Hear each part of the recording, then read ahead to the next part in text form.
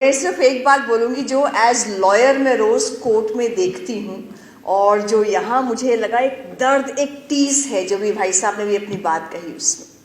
ये जो eco system है ना कम्युनिस्ट और इस्लामिस्ट का जो 1947 से चल रहा है, इसके कार्य कहीं ना कहीं दिखते हैं कि सक्सेसफुल और सफल हो रहे हैं। इको सिस्टम क्या है? हम लोग सब क्या है एक ही काम में लग जाते हैं। अच्छा ये ऐसे कह रहे हैं, हम इनको देखते हैं। ये लोग जो काम करते हैं ना, क्योंकि मैं तो जेएनयू की वकील भी हूँ, तो अपने भाई बहनों से ज़्यादा तो इनके साथ ही रोज़ रहती हूँ सुबह से शाम तक। कल कोर्ट में भी इनके सामने ही खड़ी रहूँगी क्योंकि रोज़ केस करते हैं और रोज़ मैं सामने जेएनयू की ओर से होती हूँ। ये लोग क्या करते हैं मैं बताती हूँ बहुत शॉर्ट में, कि अगर आज हमने एज जेएनयू इंस्टीट्यूशन एक लॉ निकाला है कि हम जेएनयू में कंपल्सरी अटेंडेंस करेंगे। क्यों? कि भैया मैक्सिमम लोगों को स्कॉलरशिप मिलती है 25,000 रुपये महीना और तुम लोग पढ़ने के लिए क्लास में भी नहीं आते, चलो क्लास में आओ। हमने अगर आज रूल निकाला कि आपको कंपल्सरी अटेंडेंस है, आज आना है, तो रात को ही जो स्टूडेंट्स यूनियन है उनका प्रोटेस्ट लेटर आ जाएगा, हम प्रोटेस्ट पे जा रहे हैं। रात होते होते और रात को 8 बजे के आसपास टीचर्स कूद जाएंगी। अच्छा स्टूडेंट्स यूनियन ने प्रोटेस्ट किया है, हम एज स्टूडेंट्स टीचर्स यूनियन हम इनको सपोर्ट कर रहे हैं।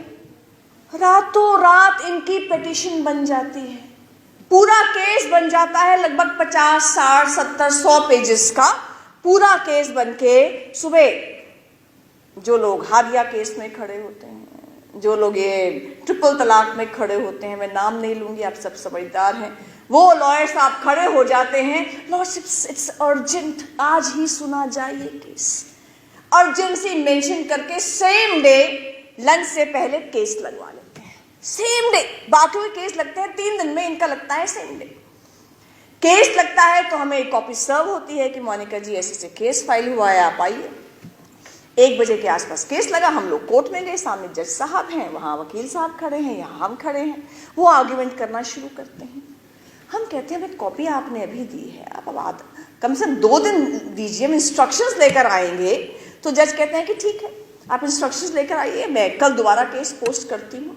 जज साहब कहते हैं, हम जैसे ही लंच में अपनी चेम्बर में आते हैं, वायर, स्क्वेंट, स्क्रोल, जितने भी इनके हैं ये पत्र ऑनलाइन, उन पे 5-5 हजार वर्ड्स के आर्टिकल्स बने हुए आ जाते हैं लुपुर। और क्या आ जाते हैं? उनके वकील साहब ने ये बोला, उनकी पिटीशन ये रही, जेएनयू तो बेचारा कुछ बोल ही नहीं पाया। ऐसा ही 4 दिन पहले अगर आपने न्यूज देखी हो, जज ने ऑर्डर कुछ और दिया है और रिपोर्टिंग कुछ और हुई है उसकी। तो ये जो आर्टिकल्स आते हैं ना, इन आर्टिकल को जो वायर में आएंगे, बाकी जगह आएंगे, लंच टाइम में आ जाएंगे, कब लिखे हैं गॉड नोज। इन्हीं आर्टिकल को 3 बजे 4 बजे के आसपास इनकी ट्विटर आर्मी आ जाती है।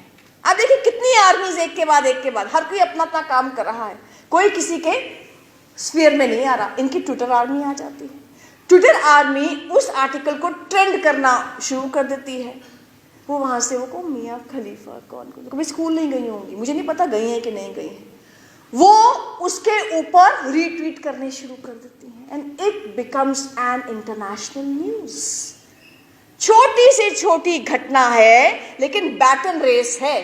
एक इनका स्टूडेंट्स यूनियन है, एक इनका टीचर्स यूनियन है, एक इनके ड्राफ्टिंग एडवोकेट्स है, वो बैटन पकड़ाते हैं आर्ग्यूइंग एडवोकेट्स को, वो पकड़ाते हैं ट्विटर आर्मी को, वो पकड़ाते हैं और आर्टिकल्स लिखने वालों को, वो आगे बैटन पकड़ाती है सेलिब्रिटीज को, इंडिया की Swara Bhaskar etcetera etcetera etcetera, वो पकड़ाती हैं आगे Rihanna, Mia Khalifa etcetera etcetera, और ultimately it becomes international news. हर कोई अपने अपने स्फीयर का काम कर रहा है। स्लीपर सेल्स होते हैं ना, स्लीपर सेल्स टेररिस्ट के बारे में आपने सुना होगा, ऐसे ही स्लीपर सेल्स काम करते हैं। ऐसी कोई न्यूज नहीं है तो चुपचाप बैठकर जो लॉयर है वो अपना ड्राफ्टिंग करता रहेगा, दूसरा लॉयर है वो आर्ग्यूमेंट करता रहेगा, स्टूडेंट्स यूनियन अपना काम करते रहेंगी। लेकिन जैसे ही ऐसे मुद्दे आते हैं ये सब के सब एक हो जाते हैं। दिखते हैं कि ये 10 से 15 अलग अलग ग्रुप्स हैं, पर सब के सब एक हो जाते हैं। ये सब एक ही काम नहीं करते, सब आर्टिकल नहीं लिख रहे, सब टीवी पे नहीं आ रहे, सब ट्वीट नहीं करे, सब सेलिब्रिटीज नहीं है, सब ड्राफ्ट नहीं कर रहे हैं, अपने अपने स्फीयर में 10 साल 20 साल 30 साल 40 साल काम करते रहते हैं।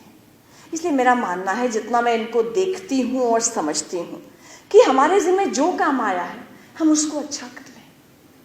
ऑफ इंडिया में नुपुर के जिम्मे आया है कि नुपुर अच्छे अच्छे आर्टिकल्स, आप ऑफ इंडिया के आर्टिकल्स देखिए दिल्ली दंगों पर, आई थिंक वाइडेस्ट कवरेज, सबसे अच्छी कवरेज ऑफ इंडिया की, और नुपुर का मैं एक आर्टिकल मिस नहीं करती हूँ। आप देखिए, वो लिख रही है, वो 24 घंटे लिख रही है, उसको खाना नहीं मिलेगा चलेगा, वो लिखेगी, और आपने उसको लिखने से 4 दिन छोड़ दिया, ये बेचारी मर जाएगी। इसका खाना पीना लिखना है। इतने पैशन से हमें अपना अपना काम करना पड़ेगा। कपिल जी अपने काम में लगे हैं, वो अपने काम में लगे हैं ना, उनको टीवी पे आने की जरूरत नहीं है, उनको ट्विटर पे आने की जरूरत नहीं है। कपिल जी आप तो कोर्ट संभाल लो, जिसको जो काम मिला है वो ईश्वर प्रदत्त है, उस काम को संभाल लो। और पिछले 7 साल से जो नुपुर ने कहा, बिलीव मी, फर्क आया है। फर्क कैसे आया है? If I can say so on record, कि पहले हम जब 7-8 साल पहले कोर्ट में खड़े होते थे और सामने से XYZ लॉयर्स आते थे, हादिया के लॉयर्स, यू नो, रोहिंग्यास के जो खड़े होते हैं वो लॉयर्स आते थे, जजेस भी, यस मिस्टर व्हाट, मतलब हम तुम्हारी क्या मदद कर सकते हैं, कैसे कर सकते हैं, थोड़ा सा एक रहता था। क्योंकि जो अपॉइंटमेंट्स होती हैं ना, वो ऐसे ही लोगों के हाथ में अब तक थी। जब से न्यूट्रल लोग आ रहे हैं, जब से ऐसे लोग आ रहे हैं जो देश के बारे में सोचते हैं, सिस्टम्स में भी न्यूट्रल लोग आ रहे हैं, फर्क पड़ा है। मुझे ध्यान है, राम जन्मभूमि केस से पहले वहां आकर वकील साहब ने कहा था, जो उसका सुन्नी वक्फ बोर्ड के वकील थे, लॉर्डशिप्स में have this matter after elections. जज साहब ने कहा, इलेक्शन के बाद इसे पॉलिटिकल पार्टी कौन सी है? रामलला पॉलिटिकल पार्टी है क्या, या Sunni Waqf board political party है, या Nirmohi Akhara political party? Why after elections? उनको लग रहा था कि शायद इलेक्शन के बाद वापस कांग्रेस पार्टी आ जाएगी, फिर राम जन्मभूमि का मुद्दा ठंडे बस्ते में चला जाएगा, 10 साल के लिए चला जाएगा। तो इसीलिए अब शुक्र है ऐसी पार्टी है जो देश के बारे में सोचती है, नेशन फर्स्ट के बारे में सोचती है। वरना यहां तो किताब छापनी ही एवरेस्ट चढ़ने बराबर हो जाता है। हमने क्या किया था, किताब ही तो छापी थी, ब्लूम्सबेरी ने किताब छाप दी, पर सडनली ये पूरा इकोसिस्टम एक्टिव हो गया, इंटरनेशनल लेवल तक एक्टिव हो गया। अरे ऐसी किताब कैसे आ सकती है जो कहती है कि हिंदू मरे, जो कह सकती है एविडेंस के साथ कि मुस्लिम्स ने मारा, ऐसी किताब कैसे आ सकती है? हमने कहा डिबेट कर लो, डिस्कस कर लो, हम उन घरों में आपको लेके चलते हैं, उन विक्टिम्स के नाम बताते हैं, कौन कौन मरा और कैसे कैसे मरा। लेकिन सुनने को तैयार नहीं, क्योंकि इस्लामिस्ट और माओइस्ट फोर्सेस जिस दुनिया से आती हैं, वहां डेमोक्रेसी नहीं है। किसी भी अरब कंट्री में डेमोक्रेसी नहीं है, किसी भी माओइस्ट कंट्री में डेमोक्रेसी, चाइना में देख लो, नहीं है। तो इनको तो पता ही नहीं बेचारों को डेमोक्रेसी होता क्या है। इसलिए 2020 में जब ये CA के विरोध में प्रोटेस्ट कर रहे थे, इन्होंने अपने सामने 2 चीजें रख ली थी, डेमोक्रेसी और कॉन्स्टिट्यूशन ऑफ इंडिया। यानी हमें अभिव्यक्ति की स्वतंत्रता है, हमें राइट टू प्रोटेस्ट है, एनीवेयर एंड एवरीवेयर। सड़कें जाम करेंगे, शाहीन बाग जाम करेंगे। तो तिरंगे को हाथ में रखकर, डेमोक्रेसी का नाम लेकर और अभिव्यक्ति की स्वतंत्रता का नाम लेकर ये प्रोटेस्ट करते रहे। प्रोटेस्ट करते करते पहले यूनिवर्सिटी से शुरू हो गए, फिर औरतों को सामने किया, फिर उनको रेडिकलाइज किया शाहीन बाग में, अल्टीमेटली जाफराबाद में जाकर जाम कर दिया और पत्थरबाजी शुरू कर दी, राइट्स शुरू कर दिया। अमित शर्मा था ना, उसका इंटरव्यू लेने गए थे उनकी वाइफ का, वो बेचारी, उसकी वाइफ, आप उनसे मिले, इतनी यंग उनकी वाइफ है और हस्बैंड जिंदगी और मौत से जूझ रहा है। उसका एक ही जुर्म था कि जो औरतें धरने पे जाफराबाद में बैठी हुई थी, उनके पास गया था कि शायद मीडिएशन हो जाए, शायद सुलह हो जाए। बुरके में से तलवार निकालकर यहाँ उसके अटैक किया गया, शुक्र है हेलमेट था। ऐसी ऐसी घटनाएं, रतन लाल को पत्थर मार दिए, गोली मार दी, किस किस का नाम आप लोगे? विनोद कुमार कश्यप का नाम लोगे, अल्लाह अकबर कह के भीड़ आई और मार दिया, मोनू बच गया। दिनेश कुमार खटीक का नाम लोगे, दूध लेने बच्चों के लिए गया था, उसकी वाइफ, 2 बच्चे, 3 बच्चे हैं शायद, ऐसे गोदी में बैठे हुए। तो लगा कि कैसे क्या? जैसे कहा दुपुर में, याद हो गए हैं इनके नाम और इनको भूलना नहीं। आज हम सबके इकट्ठे बैठने का मकसद है कि इनको भूलना नहीं है कि 2020 में जो प्रयोग किया गया, सोची समझी साजिश की गई, वही रिपीट करने की कोशिश 2021 में की गई किसान आंदोलन के नाते। वैसे ही टूल किट, वैसे ही रिहाना, वैसे ही मियाँ खलीफा, वैसे ही सड़कें हाईवे जाम करना, वैसे ही क्या मोदी मरे, वैसे ही नारे सारे लगे, उसी टाइप से सुप्रीम कोर्ट को नहीं मानेंगे, सामने तिरंगा और कॉन्स्टिट्यूशन रखेंगे, 26 जनवरी को देश की ऐसी की तैसी कर देंगे, जब पूरी दुनिया देख रही है भारत का शौर्य। वही चीज अब 2022 में हिजाब प्रोटेस्ट में ला रहे हैं। मैं तो रोज हिजाब में जो कर्नाटका हाई कोर्ट की हियरिंग है, मैं रोज देखती हूँ, every day, every line of it में देखती हूँ उसको। 2:30 बजे कर्नाटका हाई कोर्ट की हियरिंग शुरू होती है, लगभग 4, 4:30, कहीं 5 तक भी जाती है, 5 बजे तक जाती है एवरी डे। वहां पर होड़ लगी हुई है। होड़ क्या लगी हुई है? सीनियर एडवोकेट्स की 1000 पेज की पिटिशंस रातों रात कपिल जी तैयार हो जाती हैं, जजमेंट्स रातों रात तैयार हो जाती हैं, दे दी जाती हैं जजेस को। होड़ लगी है सीनियर एडवोकेट्स की, पहले मैं। और किस लिए खड़े हैं वो? लड़कियों को हिजाब में रखो, इसलिए खड़े। वो इसलिए नहीं खड़े हैं कि जो मुस्लिम महिला है उसको बुर्के से आज़ादी दिलवाए, 4 शादियों से आज़ादी दिलवाएं, उसको हलाला से आज़ादी दिलवाएं, उसको तलाक 3 महीने में कह दिया जाता है और तलाक कर दिया जाता है, उससे आज़ादी दिलवाए। नहीं, वो खड़े हैं बुर्के में रहने दो, बुर्का ना उठाओ, इसलिए खड़े। और नाम वही ले रहे हैं, तिरंगा सामने होगा, हेड स्कार्फ करेंगे तो तिरंगे का करेंगे, हम कॉन्स्टिट्यूशन सामने रखेंगे, आर्टिकल 14 समानता की बात करेंगे, आर्टिकल 19 अभिव्यक्ति की स्वतंत्रता की बात करेंगे, और आर्टिकल 25, अरे 6, 7, 8, 10 साल के बच्चे बोलते हैं हमें तो संविधान ने राइट दी है। आप देखिए टेलीविजन पर 15-20 साल के, हमें संविधान ने राइट दी है कि हम बुर्का पहने, फंडामेंटल राइट टू वियर बुर्का। पढ़ा है आर्टिकल 25 कभी? सबसे इंफीरियर राइट है। वो कहती है कि subject to public order, health and morality and subject to all other rights, you have right to freedom of religion. यानी आप, समानता है आपके पास, सम्मान है आपके पास, डिग्निटी है आपके पास, सारी राइट्स है आपके पास, उसके पब्लिक ऑर्डर, पब्लिक हेल्थ, इसको नुकसान नहीं होगा, तब आपके पास राइट टू फ्रीडम है। और जब बुर्के को हटा दिया है मुस्लिम कंट्रीज ने, कुरान में जिक्र नहीं है बुर्के का, ये एसेंशियल रिलीजियस प्रैक्टिस कहाँ से हो जाती है? लेकिन ये सब जानते हुए, अच्छा पढ़े लिखे लोग डिफेंड कर रहे हैं, अनपढ़ डिफेंड नहीं कर रहे हैं, लेकिन वही इकोसिस्टम आ जाता है। तो आखिरी बात, हमारा जो झगड़ा है ना, ये आप देखिए, अगर 2019 और 20 में ये प्रयोग हुआ था ना दिल्ली दंगों का, 2021 में किसान आंदोलन का, 2022 में हिजाब का आंदोलन का, और ये मान के चलिए, ये आज कहा है कोर्ट्स ने कि इस पूरी हियरिंग को जो हिजाब की है वो इसी हफ्ते में समाप्त कर देंगे। और जिस तरह की पूरे बहस चल रही है, 100% ऐसा लगता है कि तीनों जजेस जो हैं कर्नाटका हाई कोर्ट के, वो बोलने वाले हैं कि hijab is not essential to Islam, you don't have a fundamental right to wear hijab. तो जो गवर्नमेंट ऑर्डर है कि यूनिफॉर्म पहननी चाहिए, वो वैलिड है। ये तीनों चीज़ें आप मार्क कर दीजिए, ये तीनों चीज़ें लगता है ऑर्डर में आने वाली हैं। तो कोर्ट का रास्ता जब बंद होगा ना, तो फिर सड़क का रास्ता खुल जाता है। हाथ में तिरंगा लेकर, तिरंगे का कपड़ा कहाँ जाता है, वो डंडा ही हाथ में रह जाता है।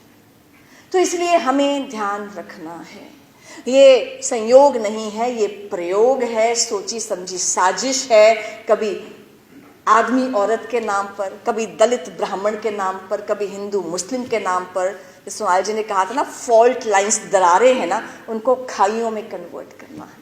इस भारत देश को तोड़ने की साजिश है, क्योंकि जो 9 फरवरी 2016 को नारे लगे थे ना, भारत तेरे टुकड़े होंगे इंशाअल्लाह, भारत की बर्बादी तक जंग रहेगी, केवल नारे नहीं थे, वो मानते हैं इस चीज को, भारत तेरे टुकड़े होंगे ये मानते हैं, भारत की बर्बादी तक जंग रहेगी ये मानते हैं।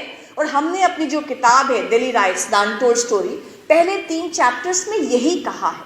हमने कहा है माओइस्ट के डॉक्यूमेंट्स देखिए, ये लिखते हैं, चौड़े में लिखते हैं, छुपा के नहीं, वो लिखते हैं कि हम क्या कर रहे हैं। वो लिखते हैं माओइस्ट ताकतें कि हमारा दुश्मन कौन है, दुश्मन है हिंदुत्व और भारत। वो लिखते हैं कि हमें करना क्या है, कि हमें फ्रंटल ऑर्गेनाइजेशंस बनानी है, लॉयर्स की, जर्नलिस्ट की, प्रोफेसर्स की, एनजीओस खड़े करना है। मेथड क्या होगा, काम करेंगे कैसे, झुकी झोपड़ी में काम कीजिए, औरतों में काम कीजिए, माइनॉरिटीज में, क्रिश्चियंस में, मुस्लिम्स में काम कीजिए, ट्राइबल्स में काम कीजिए। उसके बाद करें क्या, चुपचाप उनके अच्छे अच्छे मुद्दे उठाते रहो, और जैसे कभी ऐसा मुद्दा आ जाए उनको देश के विरोध में कर दो। ये वो लिखते हैं, उनका घोषित तो घोषणा पत्र होता है ना, वो है।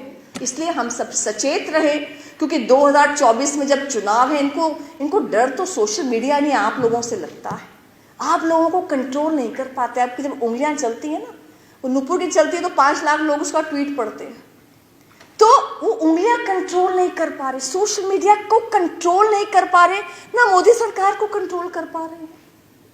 वो बोलते हैं तलाक तलाक तलाक, मोदी सरकार बोलती है जेल जेल जेल, जेल में डाल देती है। वो बोलती है भारत तेरे टुकड़े होंगे, मोदी सरकार कहती है यूएपीए, तुम अनलॉफुल एक्टिविटीज प्रिवेंशन एक्ट में जेल के अंदर जाओगे, तुम पर सेडेशन का, राजद्रोह का लॉ लगेगा, तुम्हारी जितनी एनजीओस है, 13,000 से ऊपर एनजीओस का जो फॉरेन मनी आता था उसको लाइसेंस कैंसिल कर दिया है। तो इतना इन पर दबिश हो चुकी है ना कि इनको समझ नहीं आ रहा हम क्या करें।